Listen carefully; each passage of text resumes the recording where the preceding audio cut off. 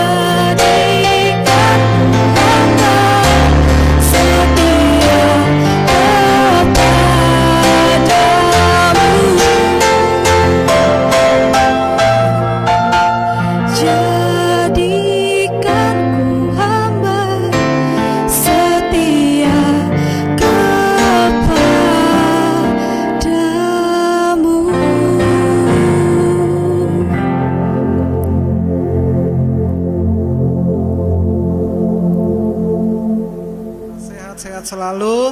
Selamat pagi kami ucapkan dari tempat ini. Sebentar kita akan mendengarkan perenungan firman Tuhan yang akan saya ambil dari Mazmur 73 ayat 1 sampai dengan 9 saudara, di mana firman ini akan memberkati kehidupan saudara. Tema pagi hari ini sama-sama kita mau merenungkan tentang yang artinya mengenal Tuhan dengan benar. Mari kita mulai pembacaan firman Tuhan ini dari Mazmur 73 ayat 1 dengan 9. Mazmur Asaf. Sesungguhnya Allah itu baik bagi mereka yang tulus hatinya, bagi mereka yang bersih hatinya. Tetapi aku sedikit lagi maka kakiku terpleset, nyaris aku tergelincir, sebab aku cemburu kepada pembual-pembual. Kalau aku melihat kemujuran orang-orang fasik. Oke. Seperti ini saudara, ketika orang-orang benar melihat orang fasik, ada suatu kecemburuan di dalam diri orang-orang percaya, di dalam diri orang-orang benar. Kenapa sih orang-orang fasik hidupnya seolah-olah mereka lebih diberkati, mereka lebih makmur kehidupannya, mereka lebih, istilahnya mereka tidak mengalami sedikit sekali mengalami kesusahan-kesusahan di dalam kehidupan mereka dibandingkan dengan orang-orang percaya. Saudara pernah nggak sewaktu-waktu pada titik tertentu kehidupan iman saudara, saudara mengalami hal tersebut? Kalau saudara mengalami hal tersebut, mari kita renungkan firman Tuhan pagi hari ini. Seberapa jauh pun kehidupan orang percaya, pasti ngalamin saudara yang namanya naik dan turun, naik lagi, turun lagi. Pokoknya keren deh ikut Tuhan. Kenapa saya bilang keren ikut Tuhan? Karena di dalam Tuhan selalu ada yang namanya penyertaannya. Kalau kita perhatiin saudara, Mazmur Asaf ini sedikit protes sama Tuhan. Tuhan, kenapa sih orang-orang fasik kok mereka hidupnya lebih enak gitu daripada orang percaya? Kenapa sih mereka kehidupannya tuh lebih luar biasa daripada kehidupan percaya? Kita akan mempelajari lebih dalam pagi hari ini tentang yang namanya pengenalan akan Tuhan. Saya ambil suatu contoh di dalam Alkitab yang tentang kehidupan Abraham. Abraham dipanggil keluar dari Ur Kasdim untuk menerima pengenalan akan janji-janji firman Tuhan. Waktu Abraham melangkah, Abraham gak tahu saudara di mana dia harus melangkah. Dia gak pernah tahu apa yang Tuhan tuh gak kasih tahu sama Abraham. Abraham, habis dari ini kamu ke sini, habis dari ini kamu ke sini, habis dari ini kamu ke sini. Enggak saudara. Tapi Tuhan cuma bilang sama Abraham, pergilah ke tanah yang akan aku janjikan kepadamu. Di situ ada suatu pelajaran buat kita sebagai orang percaya. Kita melihat Tuhan dengan pola pandangnya Tuhan, bukan pola pandangnya kita saudara. Kalau kita melihat janji Tuhan melalui pola pandang kita gagal paham. Kalau kita melihat pola pandang melalui jalan dan aturan dan pikirannya Tuhan, kita akan menemukan tanah perjanjian itu. Abraham gak tahu di mana dia harus melangkah. Dia mungkin berkemah dari satu tempat ke tempat lain, dari satu kota ke kota lain, dari satu kerajaan ke kerajaan lain, sampai akhirnya Tuhan membawa dia ke suatu janji yang benar-benar mantap di dalam kehidupan Abraham. Suatu ketika Abraham menginginkan satu keturunan seperti yang dijanjikan Tuhan, maka keturunanmu seperti bintang-bintang di langit, keturunanmu akan menjadi bangsa yang besar. Abraham tahu gak saudara? Enggak tahu. Sampai suatu kesempatan Tuhan berikan dia anak yang namanya Ishak. Kapan ya Tuhan memberikan Abraham itu anak? Abraham doa dan terus berdoa sampai umurnya berapa saudara? 120 tahun dan Sarah 90 tahun. Dimana dia terus menantikan janji itu, sampai kemudian dia gak sabar, dia diambil budaknya. Terus dalam budaknya lahirlah Ismail. Dan terus apakah janji Tuhan berhenti meskipun Abraham gak sabar dalam menanti janji Tuhan? Enggak saudara. Sampai suatu ketika Tuhan memberikan keturunan kepada Abraham yang bernama Ishak. Wow, Abraham senang sekali saudara mendapat yang namanya keturunan Ishak. Tapi Abraham gak tahu apa yang Tuhan rancangkan dalam kehidupan dia. Terus Tuhan memberikan suatu kasus sama Abraham. Yang kasusnya itu di luar nalarnya Abraham, di luar istilahnya kemampuan dia, saudara. Abraham mungkin merenung, Tuhan meminta, saudara, suatu hal yang terbesar di dalam diri Abraham, yaitu apa, saudara? Memberikan anaknya untuk dipersembahkan kepada Tuhan. Coba saudara renungkan kisah ini. Mungkin saudara akan berkata dalam diri saudara, ya sudah nunggu puluhan tahun, tapi Ishak disuruh persembahkan kepada Tuhan Allahnya. Pada waktu Abraham mendengar perkataan Tuhan Allahnya, mungkin dia protes, Tuhan kenapa sih Tuhan seperti ini? Mungkin dia protes, mungkin dia komplain sama Tuhan di dalam hidupnya, dia komplain, mungkin dia gelisah malam itu untuk besok mau bawa Ishak ke atas gunung untuk dipersembahkan kepadanya. Tapi apa yang Abraham lakukan? Abraham mendengar suara Allahnya seperti dia mendengar suara sahabatnya. Abraham mengerti apa yang menjadi hatinya Allah di dalam hati dia. Karena apa saudara? Karena Abraham punya hubungan yang khusus dengan Tuhannya. Karena apa saudara? Karena Abraham punya spesial hubungan yang di luar dia dengan orang-orang di sekitarnya. Artinya apa?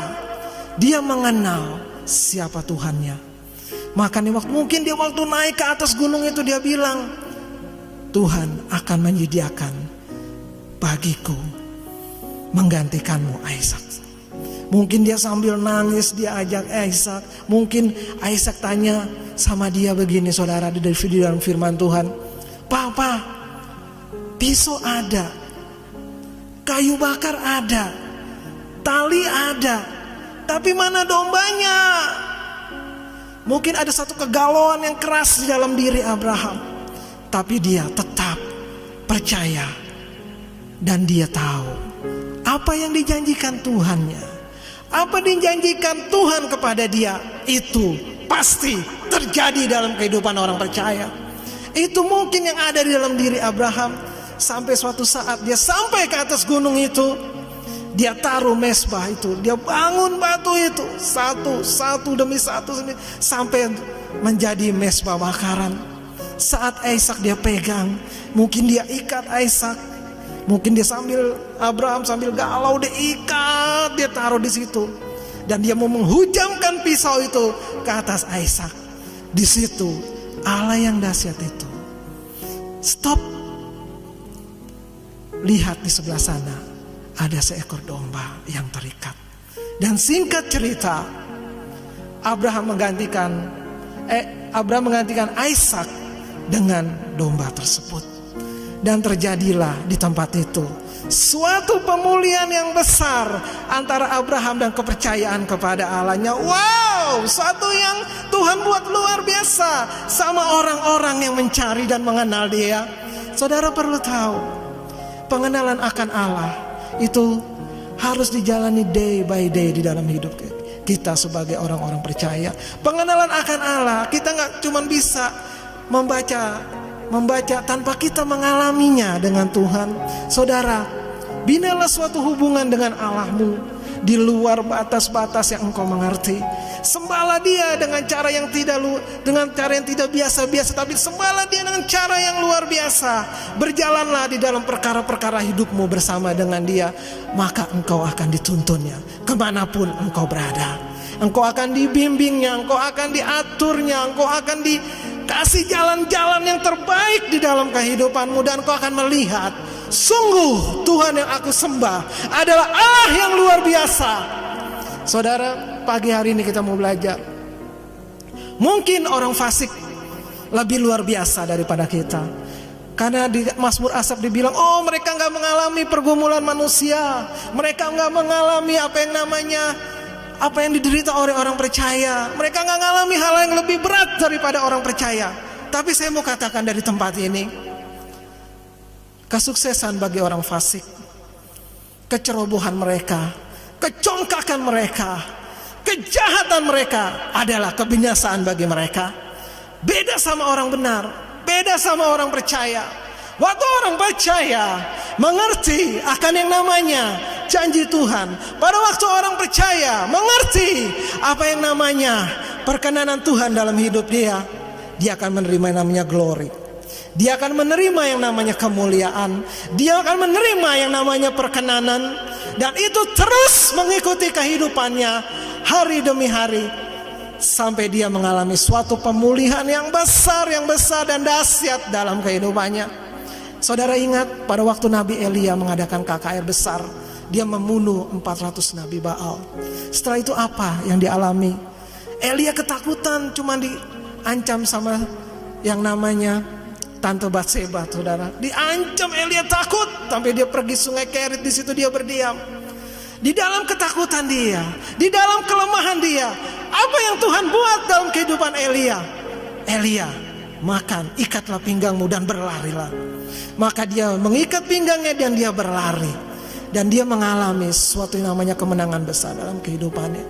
Saudara tahu, orang percaya itu disertai Tuhan. Orang percaya itu dilindungi Tuhan. Orang percaya hidupnya dipagari oleh Tuhan. Saudara ingat kisah tentang Ayub.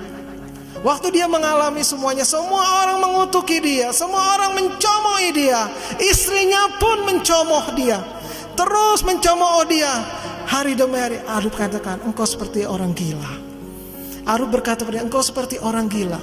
Apa kau mau menerima yang baik saja, yang buruk engkau tidak mau terima? Tapi ingat satu hal, kata Tuhan yang luar biasa pada iblis pada waktu itu untuk menjamah Ayub. Kau boleh jamah tubuhnya, kau boleh jamah hatinya, kau boleh jamah semua seluruh segi kehidupan Ayub, tapi engkau tidak bisa menjamah rohnya. Wow, ini suatu yang luar biasa saudara, yang Tuhan kasih perlindungan sama orang percaya. Perlindungan yang sempurna, perlindungan yang sangat terberkati oleh perlindungan Tuhan. Dan iblis tidak bisa menjamah kehidupan Ayub, dan dia tidak ditetapkan untuk menjadi orang yang binasa.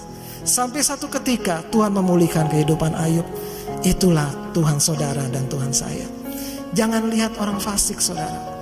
Orang fasik, kesuksesan mereka, kegemilangan mereka, apapun yang mereka perbuat untuk mencomooh orang percaya, ujung-ujungnya adalah kebinasaan. Ujung-ujungnya adalah penghukuman yang kekal. Ujung-ujungnya adalah penghakiman yang kekal.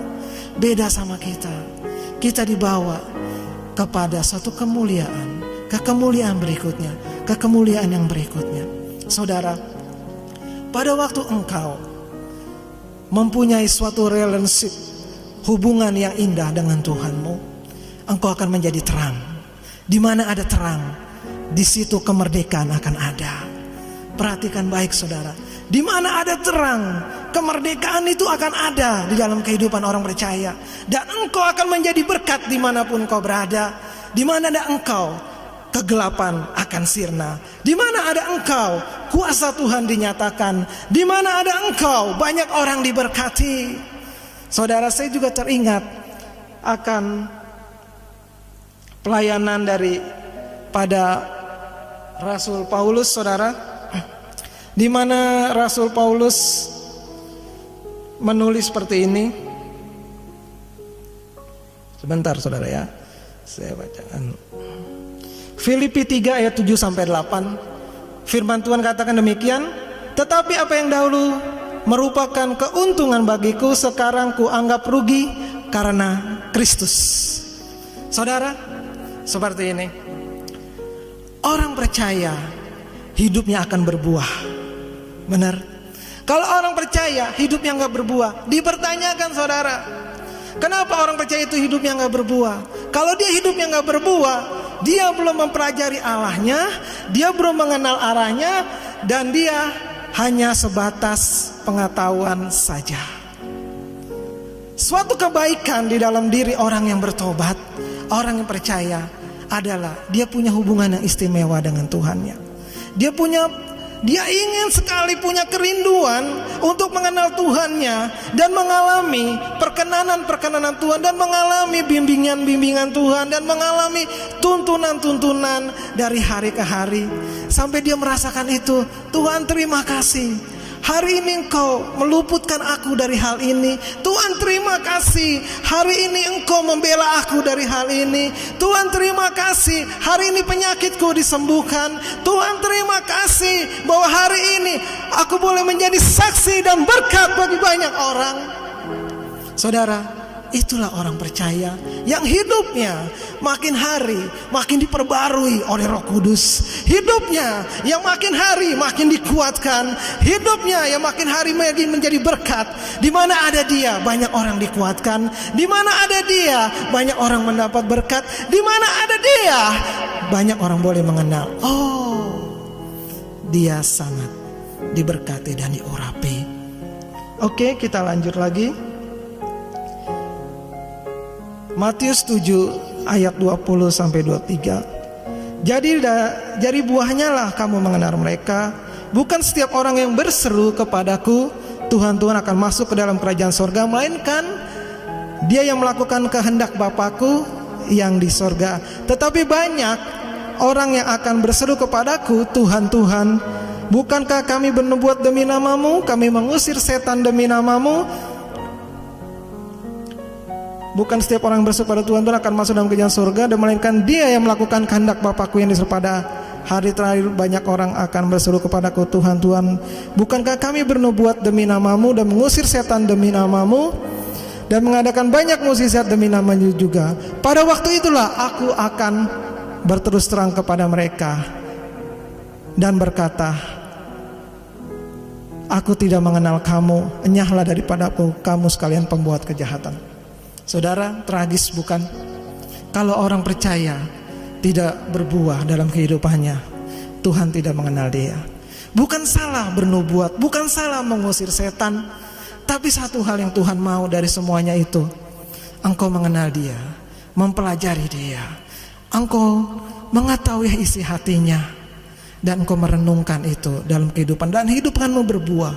Engkau menjadi orang yang berkenan kepada Tuhan, pelayananmu berkenan, engkau menjadi terang, suratan Kristus yang terbuka. Di mana ada engkau, di situ berkat Tuhan berlimpah. Demikian saudara, firman Tuhan hari ini, dan semoga menjadi berkat bagi semua saudara. Kita berdoa untuk penutup.